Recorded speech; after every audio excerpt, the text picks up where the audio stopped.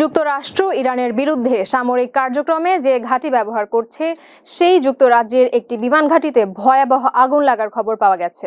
রোববার British royal air ফোর্সের একটি ঘাঁটিতে এই অগ্নিকাণ্ডের ঘটনা ঘটে। তৎক্ষণাৎ তথ্য অনুযায়ী ঘাঁটির ভেতরে থাকা একটি পুরনো ও পরিত্যক্ত ভবন থেকে এই আগুনের সূত্রপাত হয়েছে বলেই ধারণা করা হচ্ছে।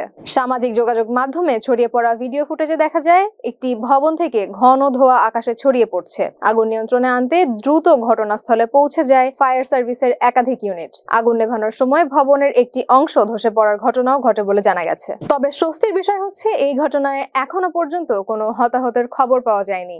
একই সঙ্গে ঘাঁটিতে অবস্থান করা কোনো বিমানও ক্ষতিগ্রস্ত হয়নি বলে জানিয়েছে সংশ্লিষ্ট কর্তৃপক্ষ।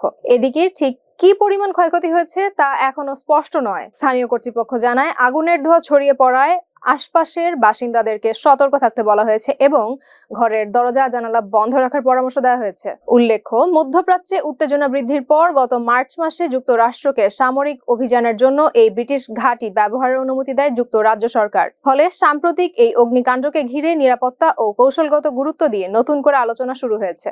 আরো বিস্তারিত তথ্যের জন্য সংশ্লিষ্ট কর্তৃপক্ষের তদন্ত চলমান রয়েছে।